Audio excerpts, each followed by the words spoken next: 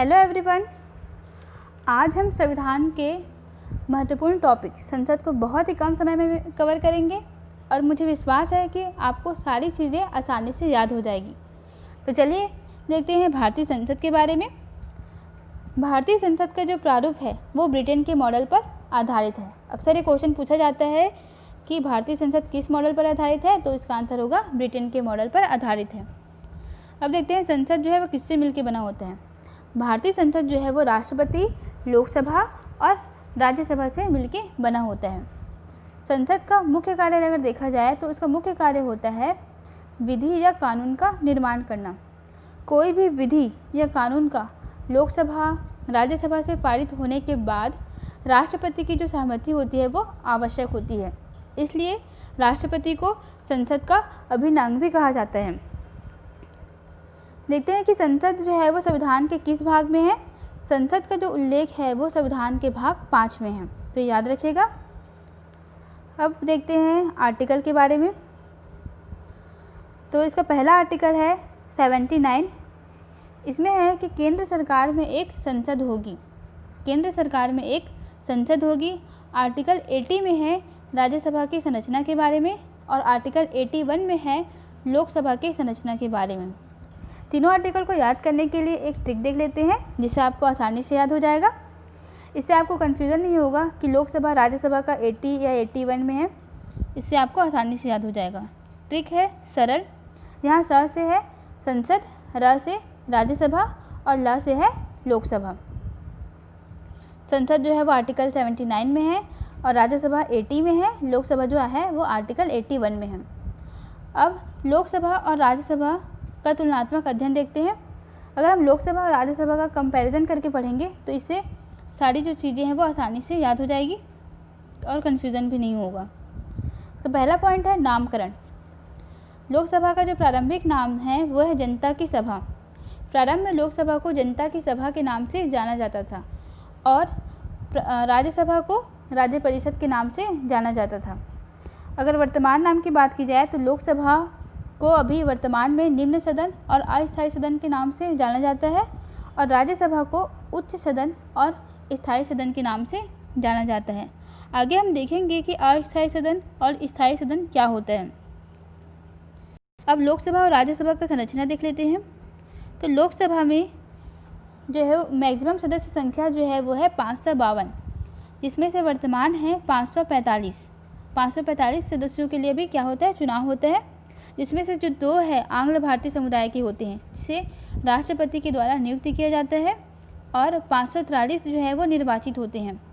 543 में से 530 जो है वो राज्यों से निर्वाचित होते हैं और 13 जो होते हैं वो केंद्र शासित प्रदेश से निर्वाचित होते हैं।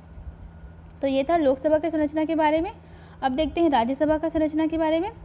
तो राज्यसभा में मैक्सिमम सदस्य संख्या जो है वो है 250, जिसमें से वर्तमान है 245। 245 में से 12 जो सदस्य हैं वो राष्ट्रपति के द्वारा नियुक्त किए जाते हैं और 233 जो है वो निर्वाचित होते हैं और 233 में से 229 जो है वो राज्यों से निर्वाचित होते हैं और 4 जो है वो है केंद्र शासित प्रदेश से निर्वाचित होते हैं। फिर आगे देख लेते हैं लोकसभा और राज्यसभा का सीट का निर्धारण जो है वो किस प्रकार से होता है। लोकसभा और राज्यसभा दोनों का ही सीट का जो निर्धारण है वो जनसंख्या के आधार पर होता है, ना कि क्षेत्रफल के आधार पर। और जनसंख्या का जो आधार होता है वो है 1971 की जनगणना के आधार पर। इसका एग्जाम्पल देख लेते हैं उत्तर प्रदेश, जहाँ सबसे अधिक जनसंख्या है, इसलिए वहाँ लोकसभा और राज्यसभा की जो सीटें होती है वो सबसे ज़्यादा होती है। अब देखते हैं लोकसभा और राज्यसभा के आरक्षण को। तो लोकसभा में अनुच्छेद 330 के तहत ST/SC को आरक्षण प्राप्त है और राज्यसभा में ऐसा कोई भी आरक्षण नहीं होता है, केवल लोकसभा में होता है। ST/SC को आरक्षण प्राप्त है वहाँ। अब लोकसभा की योग्यता देख लेते हैं। पहली योग्यता है कि वह भारत का नागरिक हो। दूसरी है 25 वर्ष पूर्ण कर चुका हो और तीसरी है किसी लाभ के पद पर न हो। यह लाभ का पद क्या होता है इसको देख लेते हैं। लाभ का पद यानी कि भारत सरकार और राज्य सरकार के अधीन ऐसा पद जहां से वेतन, भत्ते या धन संबंधी लाभ मिलते हैं। लाभ का पद कहलाता है। इसके अलावा अगर बात की जाए राष्ट्रपति, उपराष्ट्रपति या राज्य व केंद्र के मंत्री की, तो ये लाभ के पद नहीं कहलाते हैं, यानी कि केवल जो सरकारी पद होते हैं वो लाभ के पद कहलाते हैं। चौथी योग्यता है कि वह दिवालिया या पागल न हो। यहाँ दिवालिया का अर्थ होता है ऐसा व्यक्ति जो ऋण चुकाने में असमर्थ होता है और वह कानूनी रूप से घोषित कर देता है, तो कोर्ट के द्वारा उसे दिवालिया घोषित कर दिया जाता है। फिर अब देख लेते हैं राज्यसभा की योग्यता के लिए। इसका भी सेम है कि वह भारत का नागरिक हो और वह 30 वर्ष पूर्ण कर चुका हो। यहाँ पे ध्यान रखिएगा कि यहाँ पे राज्यसभा में 30 वर्ष है और लोकसभा में 25 वर्ष है। राज्यसभा की तीसरी योग्यता होनी चाहिए कि किसी लाभ के पद पर ना हो, और चौथी है कि वह दिवालिया या पागल ना हो। अब देखते हैं कि लोकसभा के सदस्य और राज्यसभा के सदस्यों को निर्वाचित करने के लिए जो मतदाता हैं वो कौन होते हैं। तो लोकसभा के जो सदस्य हैं उनको जनता के द्वारा प्रत्यक्ष चुना जाता है, जबकि राज्यसभा के सदस्य को विधानसभा के सदस्यों के द्वारा निर्वाचित किया जाता है। और अब देखते हैं चुनाव। लोकसभा और राज्यसभा दोनों का जो चुनाव है वो केंद्रीय निर्वाचन आयोग के द्वारा संपन्न किया जाता है। दोनों का जो चुनाव है वो केंद्रीय निर्वाचन आयोग के द्वारा संपन्न किया जाता है। अब देखते हैं कि लोकसभा और राज्यसभा के सदस्यों को शपथ कौन दिलाता है। तो लोकसभा के जो सदस्य हैं उनको प्रोटेम स्पीकर के द्वारा सदस्य शपथ दिलाया जाता है। अगर वो ना हो तो लोकसभा अध्यक्ष के द्वारा, अगर वो भी ना हो तो राष्ट्रपति के द्वारा शपथ दिलाया जाता है। और राज्यसभा के सदस्यों को सभापति या उपसभापति के द्वारा शपथ दिलाया जाता है। यहाँ सभापति यानी कि जो राज्यसभा के जो अध्यक्ष होते हैं उसको सभापति बोला जाता है, और उपसभापति यानी कि जो राज्यसभा के उपाध्यक्ष होते हैं उसको उपसभापति बोला जाता है। ये प्रोटेम स्पीकर है, इसको देख लेते हैं क्या होता है प्रोटेम स्पीकर। प्रोटेम स्पीकर का मतलब होता है कि ऐसा व्यक्ति जिसे राष्ट्रपति के द्वारा नियुक्त किया जाता है लोकसभा के वरिष्ठतम सदस्य के रूप में, और इनका कार्य होता है लोकसभा के नवनिर्वाचित सदस्यों को शपथ दिलाना। फिर आगे देखते हैं इसका कार्यकाल।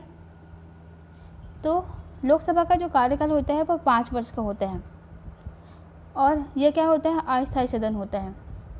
अस्थायी सदन यानी कि लोकसभा को राष्ट्रपति चाहे तो 5 वर्ष पूर्व विघटन कर सकता है, लेकिन राष्ट्रपति इसके लिए प्रधानमंत्री की सलाह लेता है, इसी कारण इसे अस्थायी सदन कहा जाता है।